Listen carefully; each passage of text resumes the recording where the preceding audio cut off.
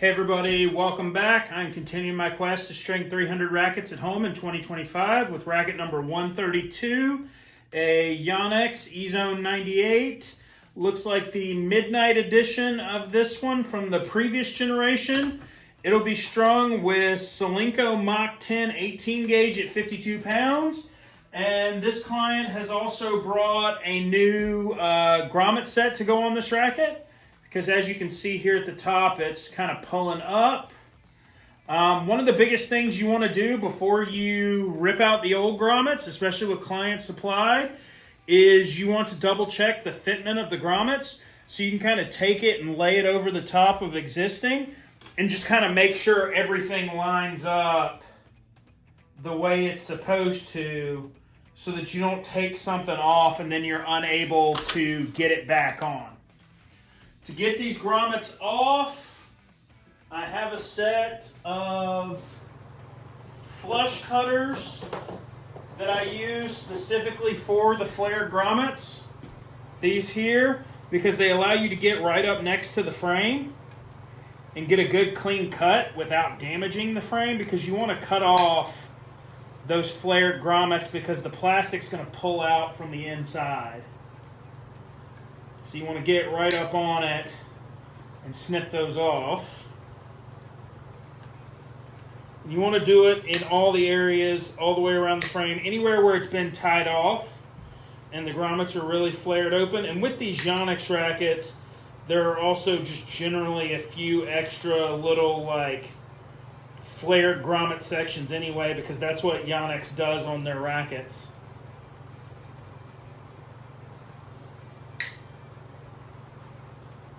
So you want to make sure you go ahead and take those out so that you can get the bumper guard out. And once you've cut all of those flared grommets out of your way, I usually take a blunt awl and I start at the edge of the head guard and force it out from the inside.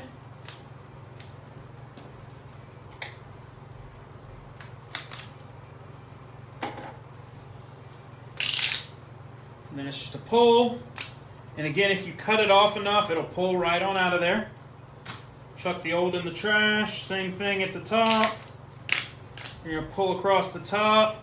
He also told me his wife, he took a little of his wife's, I guess, nail glue. He said acrylic, and put it on the top up here to protect the frame before he could get the grommets changed.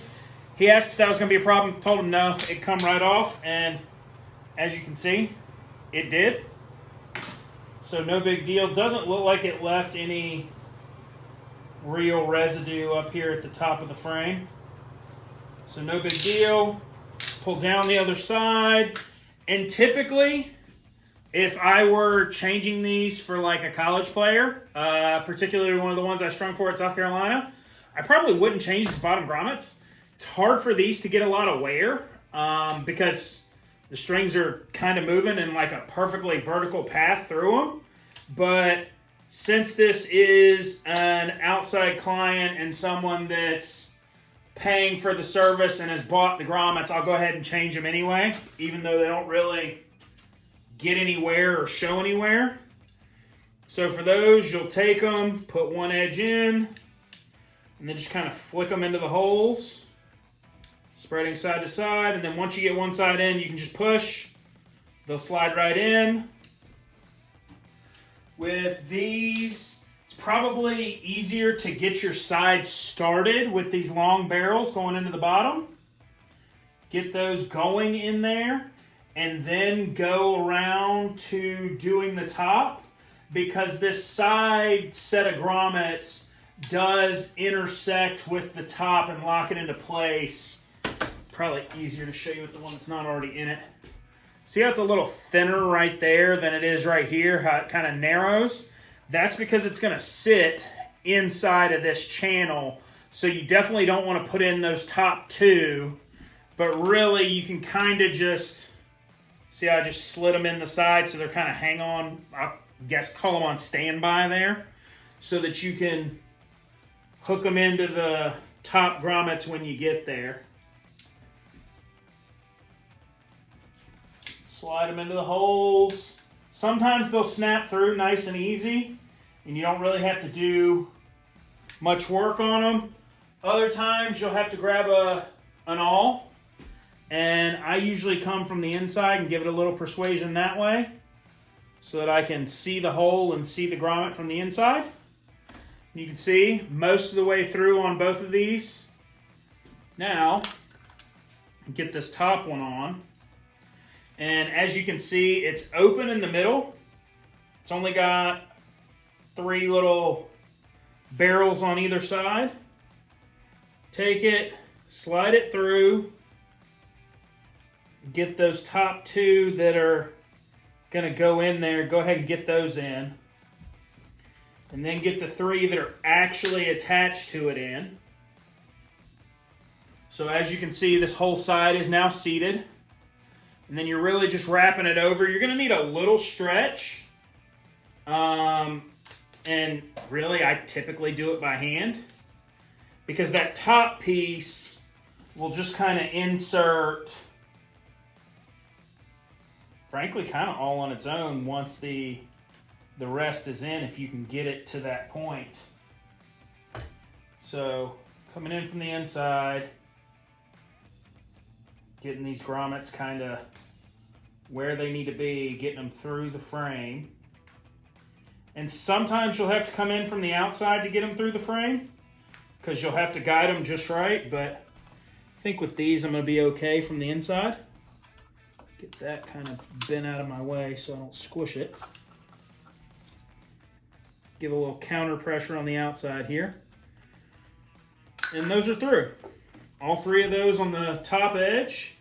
And then right here, since this is the point where it really stretches, come in from the outside and use that awl to kind of lever that grommet in. Same thing on the very top one, because you're really stretching that head guard there. So you'll kind of use your awl as a lever to get it to go just right. And then you got to get that grommet barrel all the way through so the head guard will sit down nice and flush, just like factory. So you can see you've got all those through on both sides. That one's still not sitting great. Where's my blunt awl? Push on the outside with the blunt awl to get that all the way through and seated nicely. Mostly just because I don't like the way it looks. It doesn't look quite like the other side, but that's kind of the way it goes when you have to stretch them around. Your first side usually looks a little easier. And then you'll take it, and this top piece will slide right on in. Again, kind of like the bottom, you just kind of set it in there. And it just goes right on in. Just give it a few pushes. And you're through, and it's seated. And again, typically, I'll take my blunt awl and kind of push in the channels on the outside of the frame to make sure we're all the way in there, so that once I start pulling tension against it with the string, it doesn't have like room to flex and like bind it up. It just goes ahead and it's already in there. So new grommets installed on these. Nothing to it. As you can see, these didn't fight me nearly as hard as the ones on my buddy's Vocal C10. Since this is a new client racket, even though it's my preference to string these Ezone 98s one piece, I will string it 2-piece per the typical Yonex recommendation. The ones that I do 1-piece are either former college players or folks that I know really well that I've been stringing for a long time. Like most of them are club players on like the club team, or my USTA League friends, my USTA League teammates, that sort of thing, where like they know I'm not going to damage their racket or do something incorrectly. All right. Again, 18 gauge Mach 10, 52 pounds. Yonex Ezone 98 with the fresh grommets.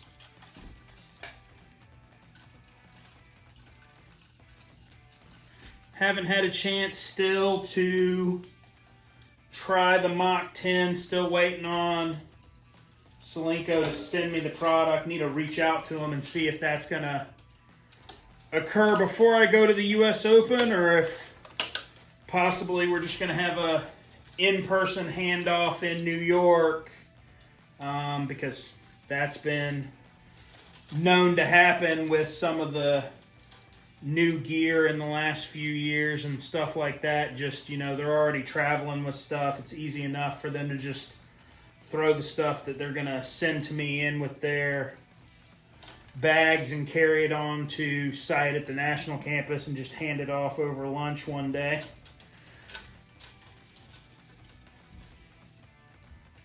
Good company. They make a solid product overall. I do have a couple of the original iterations of this string in sample pack with just their little code names on them. Not sure what the actual profile of this string ended up being. I know at one point they were testing what they called like a flower petal design. They put it on here and show me. No, they didn't. I know at one point they were testing like a flower petal design. They also tested a round. And I tried both of those and they're both fine. I mean, they didn't blow me away compared to like Torbite or Hyper G, which I prefer, but still solid strings, easily usable polyesters, just a little soft for my personal taste. But Racket 132 coming right up.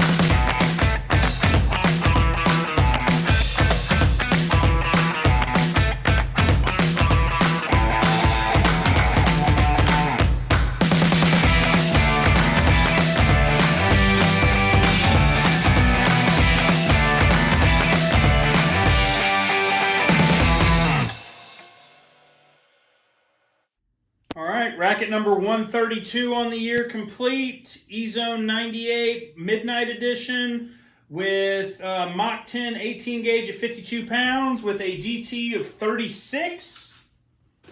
And also a headguard change. So one of the things when you change headguards, it may actually make your frame feel a little stiffer the first time it's strung and when you play with it initially, just because it's new, so it's not as elastic as the one that was on there. It's something that I've kind of noticed, and that I know a lot of the collegiate players, especially the ones that I was cycling them for, would notice initially that the frame felt a little stiffer when the head guards were replaced. If you liked what you saw today, please like the video, subscribe to the channel so that you'll hopefully see more of it. If you have any questions about anything you saw today, please let me know below in the comments. And if you would like to help me on my quest to string 300 rackets at home in 2025, please reach out to me. I'd love to string a racket and make a video for you. You can do that by clicking the link in the description to either my website or my Facebook page. Both of those will allow you to send me a message, whether it's contact form or a text message or an email, whatever your choice. I answer everything. Look forward to hearing from you. Thanks for watching. See you guys next time.